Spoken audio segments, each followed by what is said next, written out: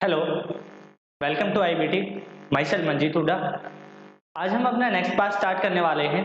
जिसने हमारे time and work के पहले के 2 पार्ट्स नहीं देखे हैं तो प्लीज एक बार जाके वीडियोस का जरूर देखना। उसके बाद हम नेक्स्ट पार्ट ये है आज का हमारा। इसमें हम जो टाइप के क्वेश्चंस करने वाले हैं, थर्ड टाइप के जो क्वेश्चंस होंगे हमारे, वो होंगे हमारे एफिशिएंसी से रिलेटेड। एफिशिएंसी बहुत ही इंपॉर्टेंट क्वेश्चन है। हर क्वेश्चन में टाइम एंड वर्क में कहीं ना कहीं यूज होता ही है। एफिशिएंसी के बिना हम एक भी क्वेश्चन नहीं कर सकते हैं, ठीक है। तो इसका सिंपल सा कॉन्सेप्ट समझते हैं। एफिशिएंसी से रिलेटेड क्या क्वेश्चन है, क्या कॉन्सेप्ट है इसका। तो चलिए आज का स्टार्ट करते हैं। सबसे पहले देखते हैं एफिशिएंसी होती क्या है। एफिशिएंसी का मतलब होता है काम करने की क्षमता, तुम्हारी कार्य करने की क्षमता क्या है। अब दो चीजें होती है। अगर आपकी एफिशिएंसी कम है, अगर एफिशिएंसी आपकी कम है तो जो आप डेज लोगे वो क्या लोगे, ज्यादा लोगे। अगर आपकी एफिशिएंसी ज्यादा है तो आप क्या करोगे, डेज को कम लोगे। अगर आप जितना फास्ट काम करोगे तो क्या हो जाएगा, नंबर ऑफ डेज उतने कम हो जाएंगे, टाइम उतना ही कम लोगे। अगर आपकी एफिशिएंसी धीरे है, कम है, तो आपके नंबर ऑफ डेज या नंबर ऑफ जो टाइम पीरियड होगा ड्यूरिंग द वर्क वो क्या होगा, आपका इंक्रीज हो जाएगा। सिंपल सा ये कॉन्सेप्ट है आपका एफिशिएंसी का। तो ये आपको ध्यान रखना है। एफिशिएंसी अगर कम होगी तो डेज बढ़ जाएंगे, अगर एफिशिएंसी ज्यादा होगी तो डेज कम हो जाएंगे। ये सिंपल सा कॉन्सेप्ट है, इसी के बिहाफ पर आपके क्वेश्चंस होने वाले हैं। सेकंड चीज क्या है इसमें, एफिशिएंसी क्या होता है। मान लो एफिशिएंसी का रेशियो किसी का 2:3 दे रखा है, तो जो डेज का रेशियो होगा ना वो आपको 3:2 हो जाएगा। जो एफिशिएंसी का रेशियो होता है उसका एग्जैक्टली रिवर्स आपका डेज का रेशियो होता है। वो कैसे, मान लो मेरी एफिशिएंसी 2 है। एफिशिएंसी का मतलब क्या होता है, काम करने की क्षमता। मैं एक दिन में कितना काम कर रहा हूँ, 2 काम कर रहा हूँ, और 3 दिन में कितना कर दूंगा, 6 काम करूंगा, ठीक है। अगर मैं एक दिन में 3 कर रहा हूं तो 2 दिन में 6 काम कर दूंगा। तो देखो मेरा वर्क तो सेम आ गया। सेम, जब सेम ही काम करना है तो जो क्या होता है, हमारी एफिशिएंसी होती है वो डेज का रिवर्स हो जाता है। इस चीज का आपको बखूबी ध्यान रखना है। तो चलिए आज के हम क्वेश्चंस की तरफ बढ़ते हैं, क्वेश्चंस की तरफ चलते हैं। मैं एक सिंपल सा क्वेश्चन लेता हूं, ठीक है। मैं कहता हूं A is 30% more efficient than B, then B. A is 30% more efficient than B। क्या है, A की जो काम करने की क्षमता है वो 30% ज्यादा है B से, ठीक है। अब मैं कहता हूं if B takes 26 days, if B takes 26 days to do the same work, then find the number of days taken by A।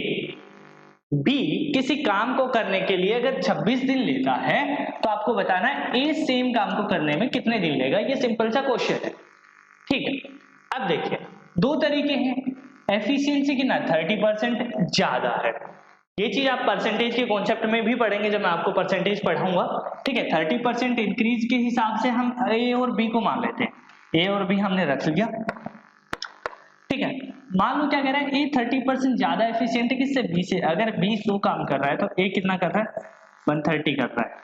ये क्या हो गया आपका, एफिशिएंसी होगी, यानी कि काम हो गया एक तरह से, ठीक है। अब क्या कह रहा है, बी 26 दिन में उस काम को खत्म कर देता है, यानी कि बी 100 वर्क 26 में डेज में कर रहा है, और ए 130 वर्क कर रहा है 26 डेज में। इसका मतलब ये होगा अगर दोनों 26-26 दिन लेंगे तो ये 26 दिन में 130 काम कर देगा और ये 26 दिन में सिर्फ 100 काम करेगा। ध्यान से समझना।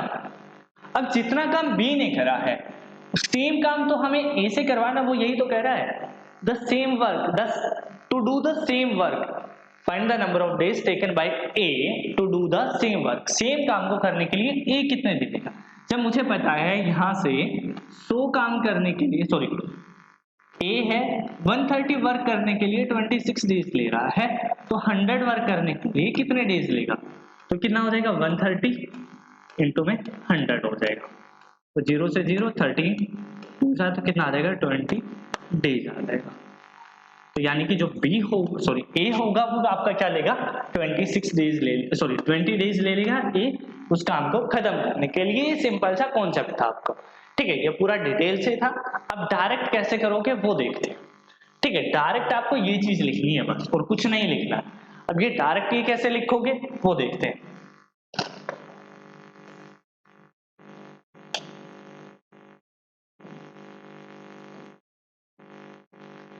ठीक, इसको ध्यान रखना। अब डायरेक्ट कैसे लिखोगे वो देखते हैं। 30% ज्यादा है, 30% ज्यादा के हिसाब से हम दो वैल्यू बनाते हैं। अगर इंक्रीज होगा तो इंक्रीज के हिसाब से दो वैल्यू बना लेंगे, 100 और 130। ये लिखने की जरूरत नहीं, आप डायरेक्ट बना सकते हैं, माइंड में रहेगा। क्योंकि परसेंटेज के साइन को रिमूव करते हैं तो एक वैल्यू आपका फिक्स है 100 रहेगा, सेकंड वैल्यू क्या आ जाएगा, इंक्रीज है तो 130 आ जाएगा। ठीक है, अब बात क्या है, बी ले रहा है 26 दिन भाई, बी ले रहा है 26 दिन। बस आपको ये सोचना है इस क्वेश्चन में कि जो ए से जिसका हमें निकालना वो कम लेगा कि ज्यादा लेगा।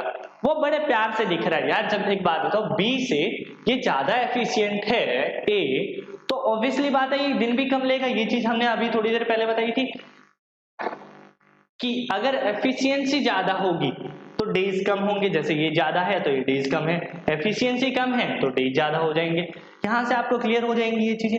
ठीक है, वही चीज हम यहां कह रहे हैं, जब इसकी एफिशिएंसी ज्यादा है तो दिन तो कम लेगा ही, और कम के लिए क्या करेंगे, जो हमने दो वैल्यू बनाई है इनमें से जो कम है उससे डायरेक्ट मल्टीप्लाई कर दो। तो कम कौन सा 100 है, और सेकंड वैल्यू जो बच रही है उससे हमें कोई लेना देना होता नहीं है, वो डायरेक्ट आपका डिवाइड में चला जाएगा।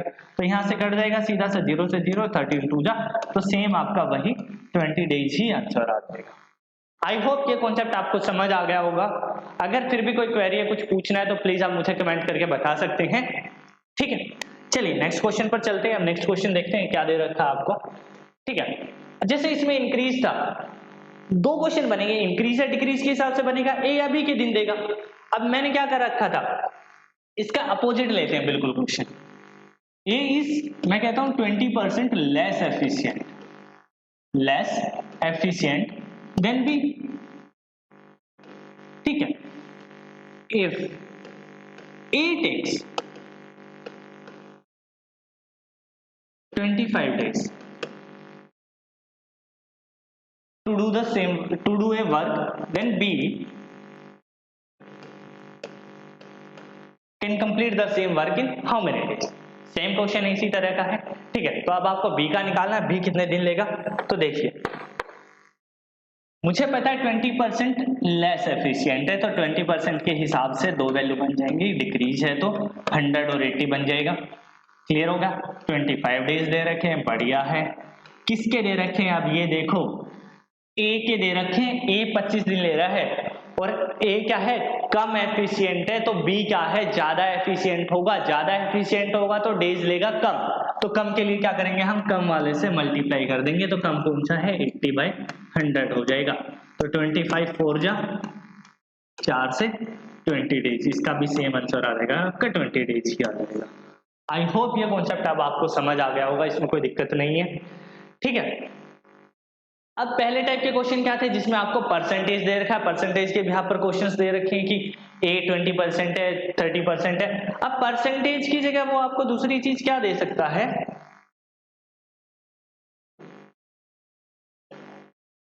आपको डायरेक्ट रेशियो के थ्रू दे सकता है। रेशियो के थ्रू कैसे, if A is 2 times of B, 2 times of B, ऐसे करके दे देगा। ठीक है, या फिर आपको क्या बोल देगा, 2 times of A is equal to 3 times of B, या तो ऐसे देगा, या फिर देगा 2 times of A, 2 times of A is equal to the 3 times of B, 3 times of B, ये होगा 2 times of A is equal to the 3 times of B, ये हो जाएगा आपका। समझ आ गया।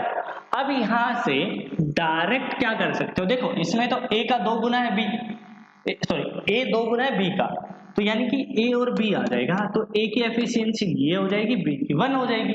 ए 2 गुना है बी से। ठीक है, ये पहले वाले का था। अब सेकंड वाले का देखते हैं, 2 टाइम्स ऑफ ए, यानी कि 2 times of A is equal to है 3 टाइम्स ऑफ बी, तो ए की एफिशिएंसी कितनी हो जाएगी 3, और बी की कितना हो जाएगा 2 हो जाएगा। तो ये ए हो गया आपका, और ये क्या हो जाएगा, बी हो जाएगा। समझ आ गया, ये कॉन्सेप्ट है। अब इसी के भी आप पर एक और क्वेश्चन लेके चलते हैं ऐसा ही।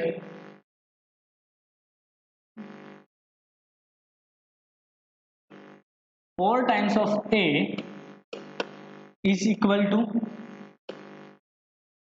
Equal to the 5 times of B, 5 times of B. ठीक है, if both can complete a work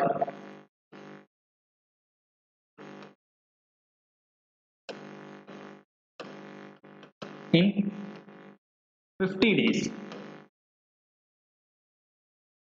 then find the time taken by ए या बी, दोनों का अलग अलग निकाल लेते, कोई बात नहीं।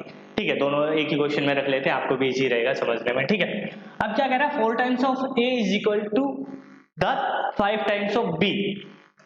तो एक बात देखो, 4 times of A is equal to 5 times of B, ये है। तो ए क्या हो जाएगा मेरा 5 हो जाएगा, बी क्या हो जाएगा 4 हो जाएगा। ये क्या आ गई, आपकी एफिशिएंसी आ गई।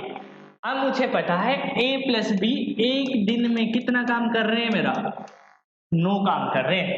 a 5 कर रहा है तो b 4 कर रहा है, 9 कर रहा है, और 50 डेज में पूरा काम खत्म कर देते हैं। तो 50 डेज में 9 इंटू 50 कितना हो गया 450, क्या हो जाएगा मेरा टोटल वर्क हो जाएगा। ये क्या आ गया, मेरा टोटल वर्क आ गया भाई अब आपका। ठीक है, अब आपसे क्या पूछा गया, ए कितने दिन में करेगा या बी कितने दिन में करेगा। अब ए मुझे पता है एक दिन में 5 कर रहा है, तो 450 बाई 5 कर देगा, यानी कि 90 डेज ले लेगा ए। ठीक है, अगर बी का निकालना है, बी कितना 4 कर रहा है, तो 450 बाई 4 आ जाएगा आपका। तो कितना आ जाएगा,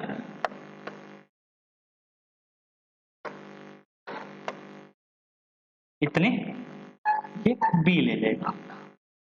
ठीक है, समझ आ गया, कोई दिक्कत तो नहीं है। ये सिंपल सा क्वेश्चन था, बहुत ही छोटा था, बस देखो लैंग्वेज में यहाँ घुमा रहा है बस। 4 times of A 5 times of B, अगर दोनों मिलकर 50 दिन में कर रहे हैं तो ए अकेला कितने में करेगा, बी अकेला।